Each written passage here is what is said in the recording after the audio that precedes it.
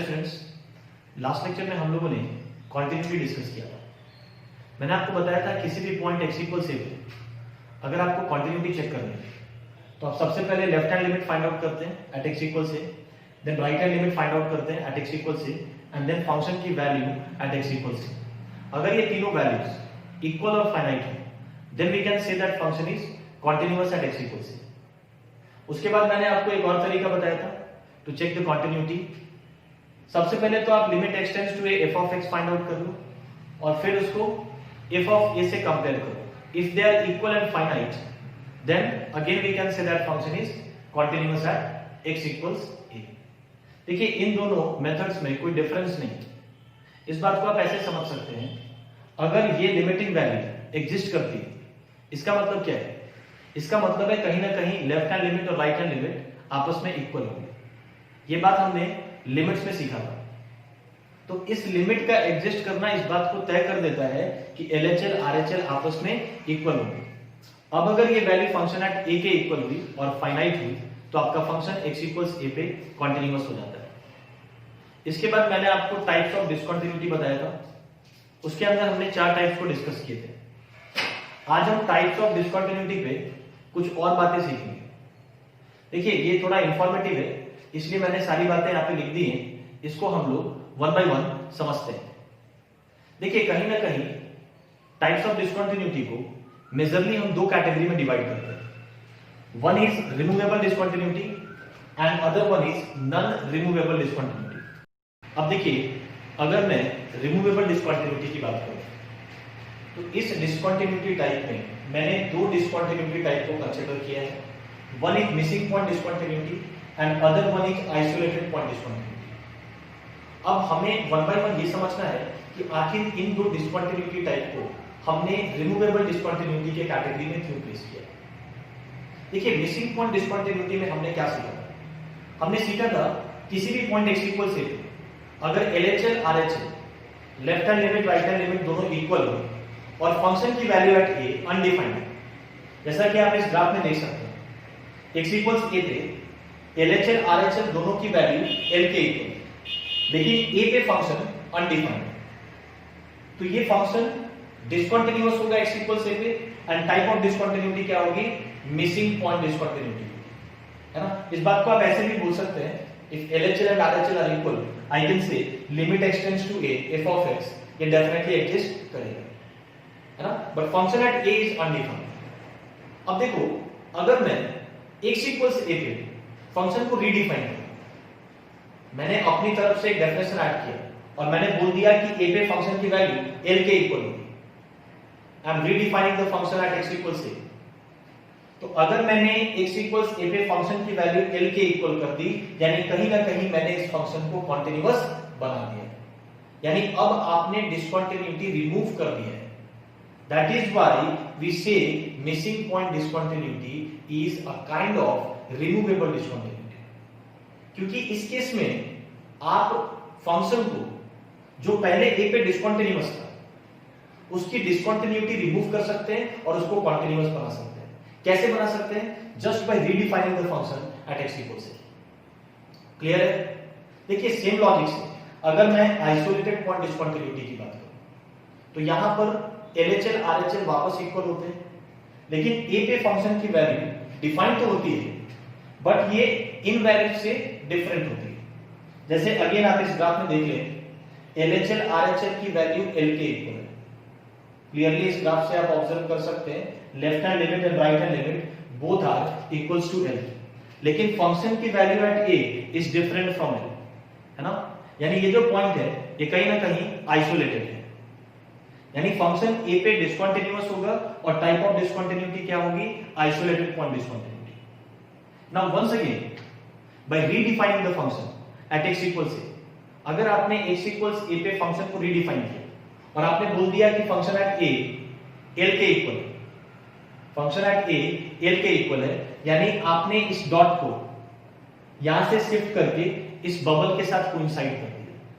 Now once again discontinuity of this function is removed. Discontinuity को आपने remove कर दिया और फंक्शन को आपने कॉन्टिन्यूअस बना दिया। कैसे कॉन्टिन्यूअस बनाया? By redefining the function at x equal c. तो इन दो केसेस को हम रिमूवेबल डिस्कंटिन्यूटी बोलते हैं। ठीक है क्या?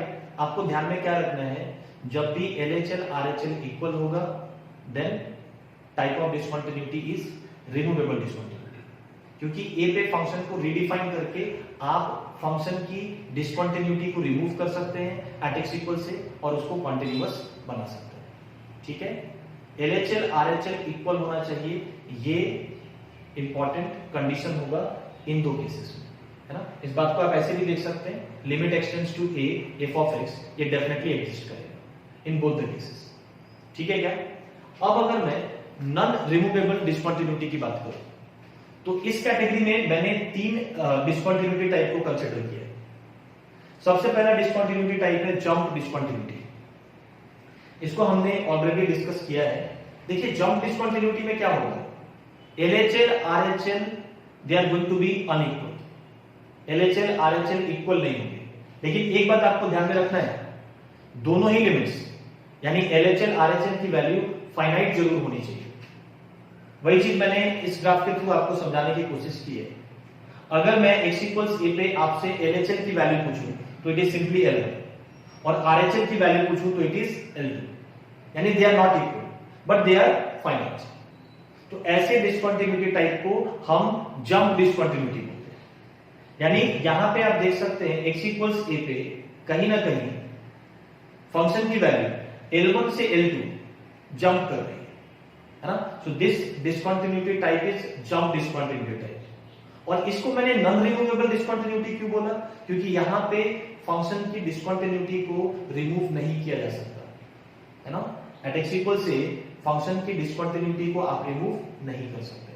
तो यहां पे कंडीशन क्या याद रखना है आपको, जंप डिस्कंटिन्यूटी के लिए LHL RHL डेफिनेटली अनइक्वल होना चाहिए, लेकिन दोनों ही लिमिट्स फाइनाइट होनी चाहिए।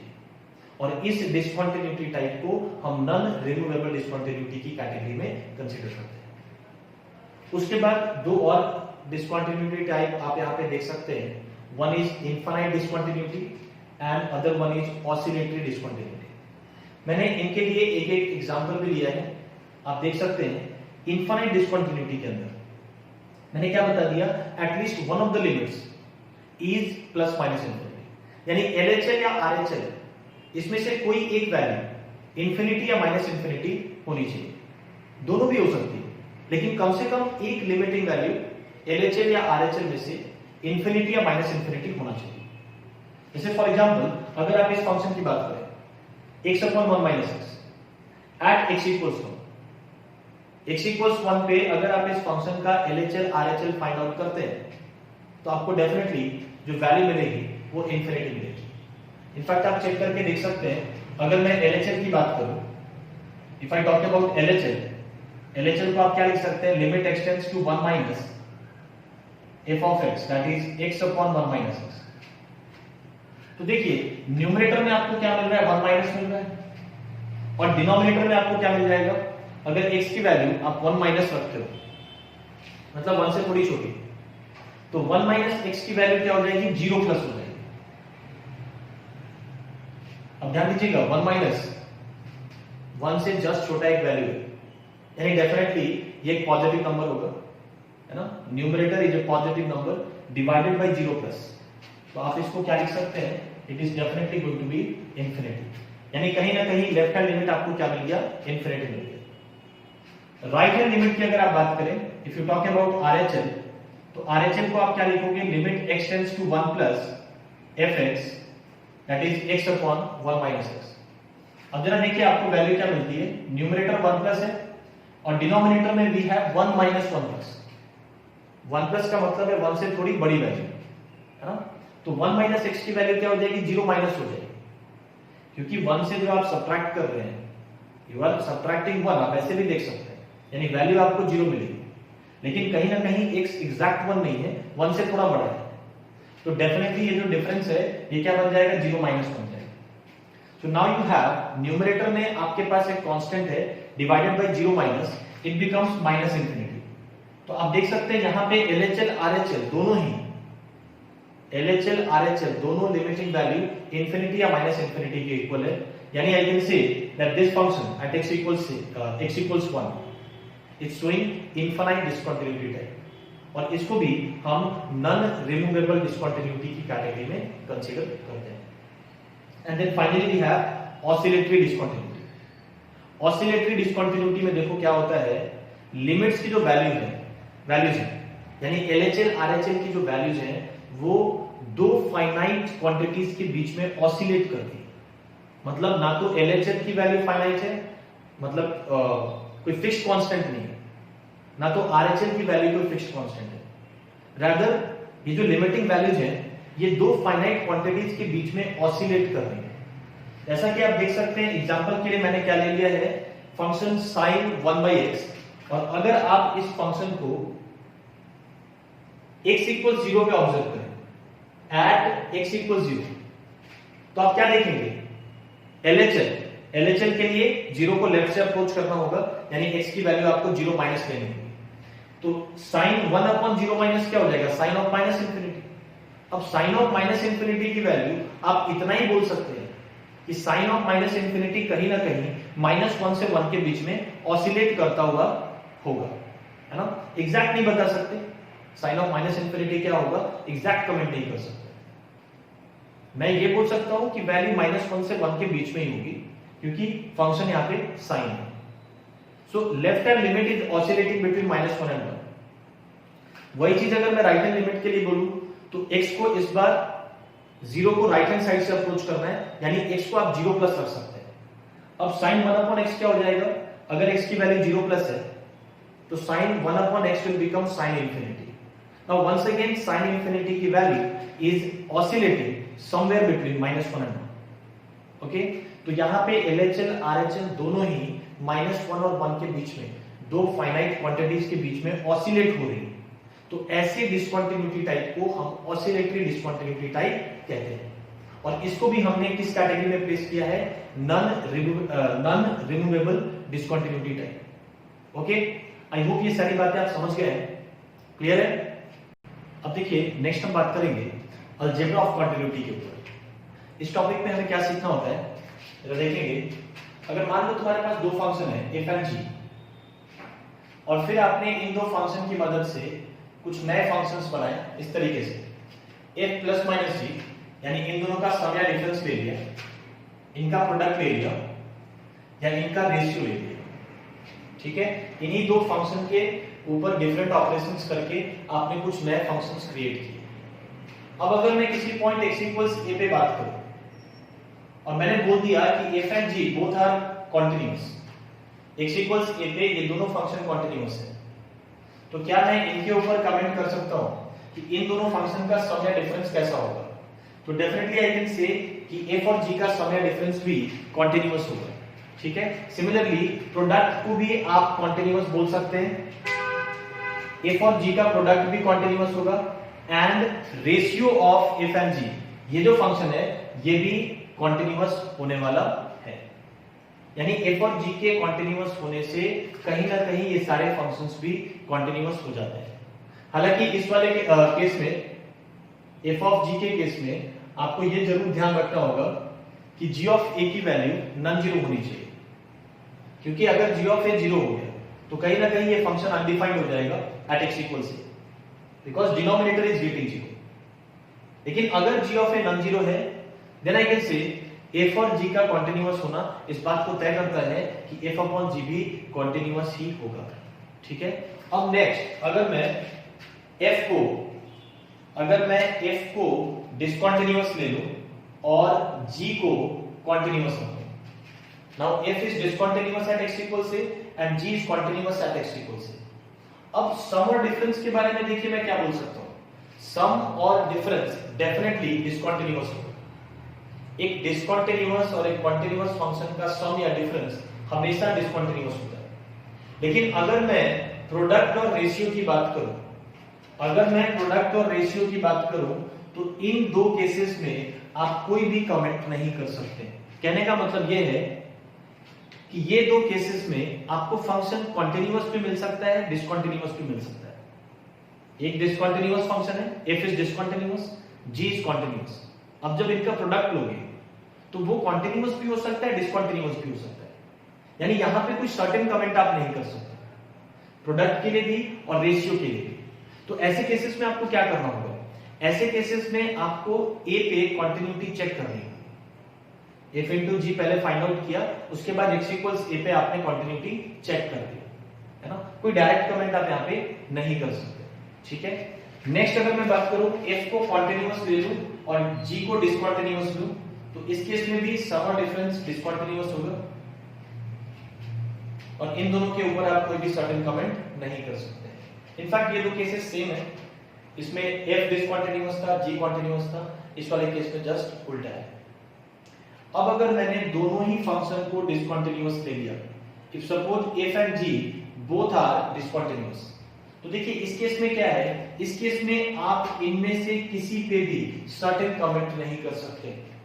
मतलब दो डिसकंटिन्यूअस फंक्शन का सम या डिफरेंस भी 100% आप नहीं बोल सकते क्या होगा। कॉन्टिन्यूअस भी हो सकता है, डिसकंटिन्यूअस भी हो सकता है। वैसे कई बार ऐसा लगता है कि सिर्फ दोनों फंक्शन डिसकंटिन्यूअस हैं तो उनका सम या डिफरेंस तो डिसकंटिन्यूअस ही होना चाहिए, but that is not the case. मैंने क्या बोल दिया, इन तीनों के ऊपर आप कोई सर्टेन कमेंट नहीं कर सकते, यानी आपको चेक करके देखना ही होगा फंक्शन कॉन्टिन्यूअस है या नहीं। यानी इस टेबल का इस्तेमाल आप तभी करेंगे जब ऐसा कोई केस आप एनकाउंटर करते हो, क्योंकि यहाँ पे आपके पास एक सर्टेन कमेंट है, दो कॉन्टिन्यूअस फंक्शन का सम है, डिफरेंस है, प्रोडक्ट है, रेशियो है, तो वो पक्का कॉन्टिन्यूअस होगा। एक कॉन्टिन्यूअस एक डिसकंटिन्यूअस फंक्शन का सम या डिफरेंस है तो वो पक्का डिसकंटिन्यूअस होगा। इसके अलावा जितने भी केसेस हैं उनके लिए आपको कंटिन्यूटी चेक करके देखनी होगी, ठीक है। देखिए मैं एक एग्जांपल आपको दे सकता हूं इस वाले केस के लिए। जैसे मान लो अगर मैंने फंक्शन लिया box x, greatest integer function, और दूसरा फंक्शन मैंने लिया g x which is fractional x, ठीक है। इन दोनों फंक्शंस के ग्राफ आपको मालूम है और आपको ये भी पता है कि ये दोनों फंक्शन इंटीग्रल पॉइंट्स पे डिसकंटिन्यूअस होते हैं। ये भी डिसकंटिन्यूअस होगा एट एवरी इंटीजर और ये भी डिसकंटिन्यूअस होगा एट एवरी इंटीजर। लेकिन अब अगर आप इन दो फंक्शन के सम की बात करें, अगर मैंने इन दो फंक्शन को ऐड किया और एक नया फंक्शन क्रिएट किया इस तरीके से box of x plus fractional x, तो ये जो फंक्शन आपको मिलता है ये कहीं ना कहीं एक्स के इक्वल होगा, क्योंकि बाय प्रॉपर्टी आपको पता है बॉक्स एक्स और फ्रैक्शनल एक्स का सम हमेशा एक्स के इक्वल होता है। यानी जो रिजल्टेंट फंक्शन आपके पास आ रहा है continuous for all x belongs to real numbers, है ना। जबकि इन दो फंक्शंस को इंडिविजुअली आपने क्या देखा था, ये इंटीग्रल पॉइंट्स पे डिसकंटिन्यूअस थे, लेकिन इनका सम जो मिल रहा है वो सारे पॉइंट्स पे कंटीन्यूअस है, तो इंटीजर पे भी कंटीन्यूअस ही होगा। तो आपने देखा दो डिसकंटिन्यूअस फंक्शन का सम कंटीन्यूअस भी हो सकता है ना। अगर आप कोई दूसरे पेयर की बात करें, ऐसा भी हो सकता है कि दो डिसकंटिन्यूअस फंक्शन का सम आपको डिसकंटिन्यूअस मिले, है ना।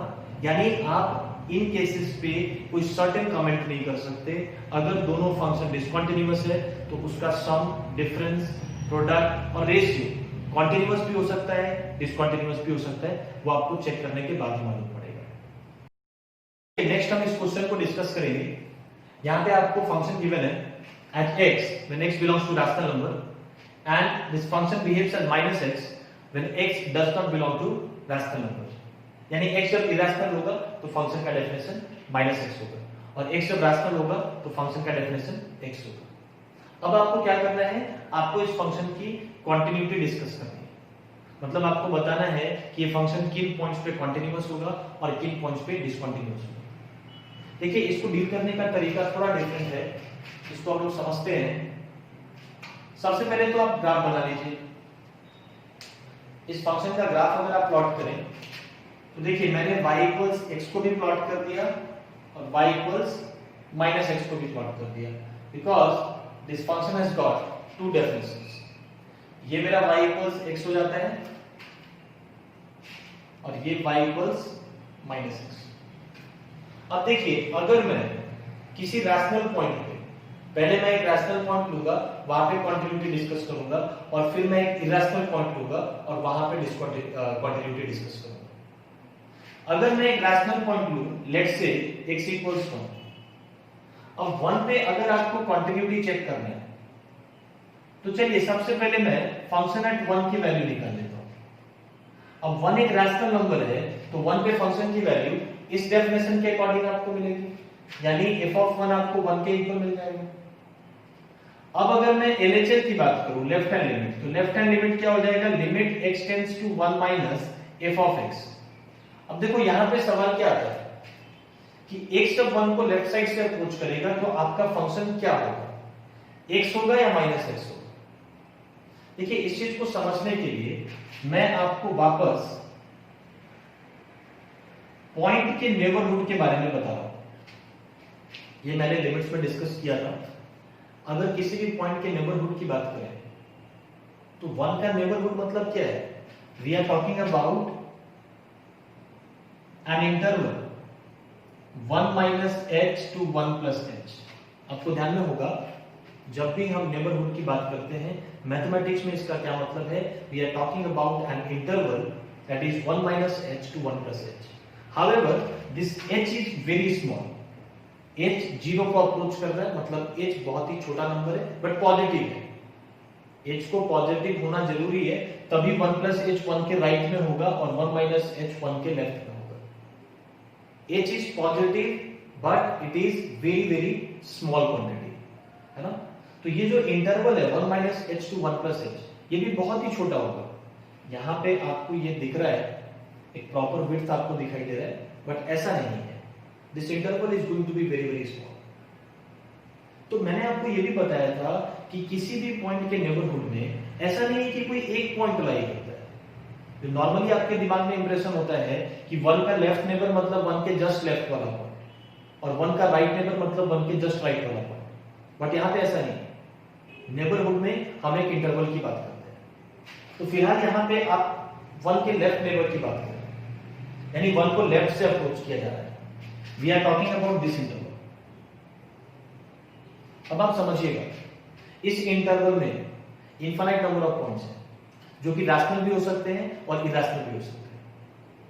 इसका मतलब ये हुआ कि अगर आप 1 के लेफ्ट में एक रैशनल पॉइंट को देखते हैं, अगर 1 माइनस को आप एक रैशनल पॉइंट कंसीडर करते हैं, तब आपको डेफिनेशन क्या लेना होगा,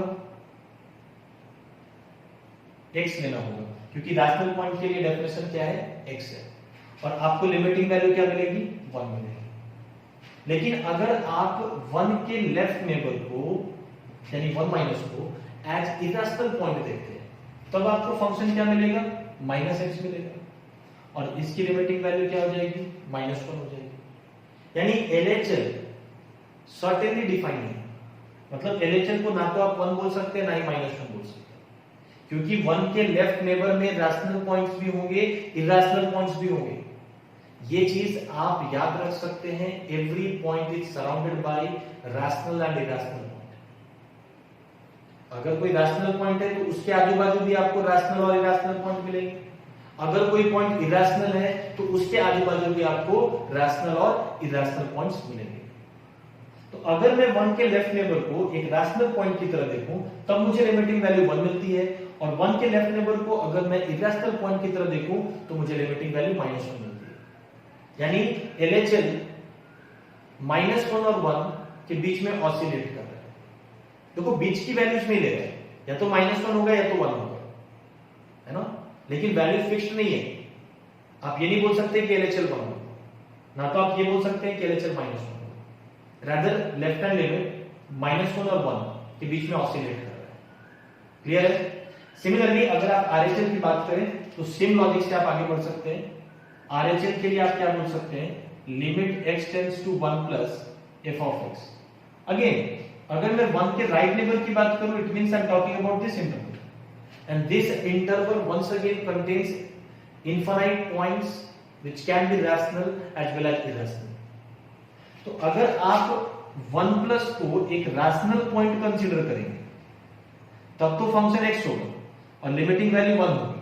लेकिन अगर आपने 1 प्लस को एक इरैशनल नंबर कंसीडर किया तो फंक्शन -x हो जाएगा और आपकी लिमिटिंग वैल्यू -1 हो जाएगी। यानी once again RHL is also oscillatory in nature, ना तो वैल्यू 1 होगी ना तो -1 होगी, रादर ये ऑसिलेट करेगा। कब, जब 1 को आप राइट से अप्रोच करें, when x is approaching 1 from right, rational point encounter होगा तो 1 मिलेगा, इरैशनल पॉइंट इनकाउंटर होगा तो -1 मिलेगा। यानी RHL भी कोई फिक्स्ड कांस्टेंट नहीं है, RHL को आप एक सर्टेन डेफिनेशन नहीं दे सकते, है ना, कि ये इसके इक्वल हो। क्लियर? यानी ऑल टुगेदर आप क्या बोल सकते हैं, क्या फंक्शन x इक्वल्स 1 पे कॉन्टिन्यूअस होगा? The answer is no. fx is not continuous at x equals 1। Clear है क्या? अब देखिए, अगर मैं एक इरेशनल पॉइंट लूं, इरेशनल पॉइंट के लिए भी आपको ऐसा ही करना होगा। इस बार हम लोग ज्यादा डिटेल में नहीं जाएंगे, आप फटाफट चीजों को फॉलो कर सकते हैं, क्योंकि हमारा जो डिस्कशन होगा बिल्कुल ऐसा ही होगा। सबसे पहले तो मैं आपसे पूछ लूं फंक्शन एट √3 क्या होगा। नाउ √3 यहां का एक पॉइंट है, ये एक इरेशनल नंबर है, तो √3 पे फंक्शन की वैल्यू इस डेफिनेशन के थ्रू मिलेगी आपको, यानी value of the function at √3 minus √3। अब LHL की अगर मैं बात करूं तो it is limit x tends to √3 minus f of x। अब √3 के लेफ्ट नेबर की बात हो रही है, √3 को आप लेफ्ट साइड से अप्रोच करें, आपको रैशनल पॉइंट भी मिल सकता है, इरैशनल पॉइंट भी मिल सकता है। अगर आपने √3 माइनस को रैशनल कंसीडर किया, अगर √3 माइनस को रैशनल कंसीडर किया गया, तब आपको फंक्शन क्या लेना होगा, x लेना होगा, और लिमिटिंग वैल्यू आपको क्या मिलेगी, √3 के इक्वल मिलेगी। √3 माइनस को अगर आपने एक रैशनल पॉइंट कंसीडर किया है तो फंक्शन आपका x हो जाएगा और लिमिटिंग वैल्यू √3 हो जाएगी। लेकिन अगर आपने √3 माइनस को एक इरैशनल पॉइंट की तरह देखा तो फंक्शन -x मिलेगा आपको, है ना। इरैशनल पॉइंट पे डेफिनेशन -x है और आपकी लिमिटिंग वैल्यू क्या हो जाएगी, -√3 हो जाएगी। यानी वापस आप देख सकते हैं LHL -√3 और √3 इन दो वैल्यूज पे ऑसिलेट कर रहा है, या तो √3 होगा या तो -√3 होगा, कोई फिक्स्ड कांस्टेंट नहीं होगा। ठीक है, तो यहां पर भी LHL ऑसिलेटरी नेचर का है, और सेम RHL के लिए भी आप ये काम खुद से करके देख सकते हैं। √3 प्लस के लिए आपको फंक्शन क्या लेना होगा, x भी ले सकते हैं, -x भी ले सकते हैं, डिपेंडिंग √3 प्लस को आप कैसे देख रहे हो। अगर √3 प्लस को आप एक रैशनल पॉइंट देख रहे हो तो डेफिनेशन x होगा और लिमिटिंग वैल्यू आपको √3 मिल जाएगी। अगर √3 प्लस को आप एक इरैशनल पॉइंट देख रहे हो तो डेफिनेशन आपको -x मिलेगा और लिमिटिंग वैल्यू -√3 हो जाएगी। यानी LHL की तरह RHL भी √3 और -√3 के बीच में ऑसिलेट करेगा, कोई डेफिनेट वैल्यू नहीं देगा। यानी आई कैन से कि फंक्शन, यहां पे मैं ये लिख दे रहा हूं, है ना, LHL भी कैसा होगा, ऑसिलेट करेगा। तो देखिए यहां पे कंक्लूजन क्या आ गया, fx is not continuous at x equals √3। देखिए आपके सामने दो कंक्लूजन है, आपने एक रैशनल पॉइंट लिया, वहां पे चेक किया और फंक्शन आपको क्या मिला, डिसकंटीन्यूअस मिला। देन आपने एक इरैशनल पॉइंट लिया और वहां पे आपने कंटिन्यूटी चेक की, वहां पर भी आपको फंक्शन क्या मिला, डिसकंटीन्यूअस मिला। अब देखो यही बात जो आपने x इक्वल्स 1 के लिए कही, ये सारे रैशनल पॉइंट्स के लिए एप्लीकेबल है। मतलब ये फंक्शन किसी भी रैशनल पॉइंट पे कंटीन्यूअस नहीं हो सकता। सिमिलरली जो बात आपने x इक्वल्स √3 एक इरैशनल पॉइंट के लिए कही, वो सारे इरैशनल पॉइंट्स के लिए एप्लीकेबल होगा। यानी फंक्शन किसी भी इरैशनल पॉइंट पे कंटीन्यूअस नहीं हो सकता। ठीक है, तो क्या मैं ऐसा बोल सकता हूं कि ये फंक्शन किसी पॉइंट पे कंटीन्यूअस नहीं होगा? The answer is no. एक ऐसा पॉइंट है जहां पे ये फंक्शन कंटीन्यूअस होगा, और वो पॉइंट हमें कैसे निकालना है, अल्टीमेटली आपको यही चीज ध्यान में रखना है। ये बातें तो मैंने आपको समझाने के लिए बताई, अल्टीमेटली आपको क्या ध्यान में रखना है कि ऐसे फंक्शंस कहां पे कंटीन्यूअस होते हैं। देखिए जब इन दो डेफिनेशंस को आप इक्वल कर दोगे, यानी अगर x और -x को मैं इक्वल कर दूं, यहां से जो x की वैल्यू आपको मिलेगी that is x equals u in this case, ये वो पॉइंट है जहां पे फंक्शन कंटीन्यूअस होने वाला है। कैसे जरा देखिए, अगर फंक्शन एट 0 की मैं बात करूं, एट x इक्वल्स 0 मैं कंटीन्यूटी चेक करने जा रहा हूं, है ना, क्योंकि मैंने देखो ये रिजल्ट तो मैंने आपको दे दिया जहां पे ये दोनों डेफिनेशंस इक्वल होंगे, x की उस वैल्यू पे फंक्शन पक्का कंटीन्यूअस होगा। अब जरा चेक करके देखें क्या ऐसा सच में हो रहा है। तो f ऑफ 0 की वैल्यू आपको क्या मिल जाएगी, 0 मिल जाएगी। 0 को आप एक रैशनल नंबर ट्रीट कर सकते हैं और इस डेफिनेशन से आपको रिजल्ट क्या मिलेगा, f ऑफ 0 0 के इक्वल मिलेगा। अब अगर मैं LHL की बात करूं तो LHL को मैं क्या लिखने वाला हूं, limit x tends to 0 minus f of x। अब जरा ध्यान से समझिएगा, 0 माइनस को आप एक रैशनल पॉइंट भी कंसीडर कर सकते हैं, इरैशनल पॉइंट भी कंसीडर कर सकते हैं। अगर 0 माइनस एक रैशनल पॉइंट हो तो आपका फंक्शन x हो जाएगा, यानी आप इसको इस तरीके से लिख सकते हैं,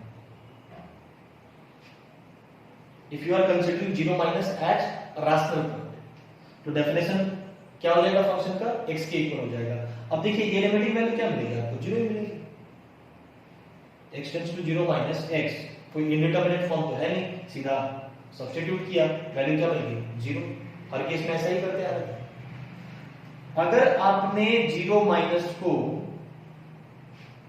एक इरैशनल पॉइंट कंसीडर किया तब आपका डेफिनेशन क्या हो जाएगा फंक्शन का, माइनस x हो जाएगा, लेकिन लिमिटिंग वैल्यू इज स्टिल 0।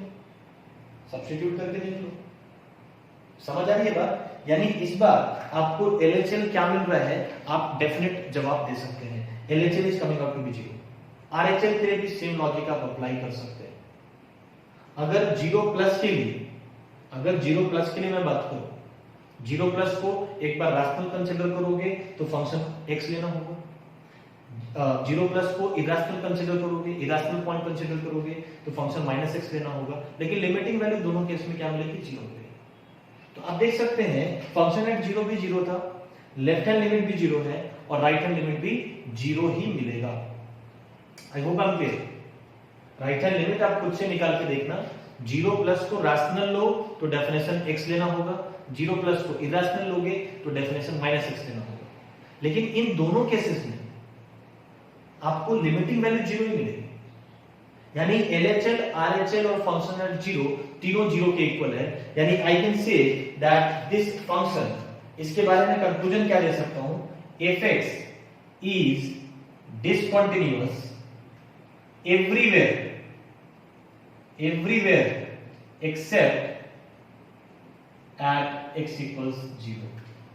ऐसे फंक्शन को हम सिंगल पॉइंट कॉन्टिन्यूटी भी बोलते हैं, इस टाइप की कॉन्टिन्यूटी को, क्योंकि ये फंक्शन पूरे डोमेन में एक ही ऐसा पॉइंट है जहां पे कॉन्टिन्यूअस होगा and that is x equals 0।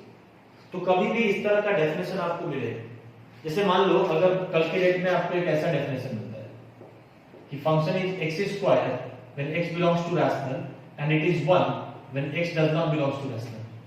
अब इसकी कॉन्टिन्यूटी आपको डिस्कस करनी है, तो अब ये इतना सब कुछ आपको दोबारा नहीं करना है, आपको सिंपली ये देखना है कि ये दोनों इक्वल कब होंगे। x स्क्वायर को 1 से इक्वेट कर दिया, यहां से x की वैल्यू आपको प्लस माइनस 1 मिल गई, यानी यही दो पॉइंट्स है जहां पे फंक्शन कॉन्टिन्यूअस होगा, बाकी हर जगह ये फंक्शन डिसकंटीन्यूअस होगा, है ना। fx is continuous at 1 and -1 and it is discontinuous at every other point. ठीक है, तो जब भी इस तरह का डेफिनेशन आपको दिखाई दे तो आप डायरेक्ट इस लॉजिक से आगे बढ़ सकते हैं। तो चलिए आज के लेक्चर में मैं इतना ही रखता हूं, अगले लेक्चर में हम लोग कुछ छोटी छोटी बातें बच गई हैं उसको डिस्कस करेंगे और ये चैप्टर आपका फिनिश हो जाएगा। ओके, आज के लेक्चर में इतना ही। Thank you very much.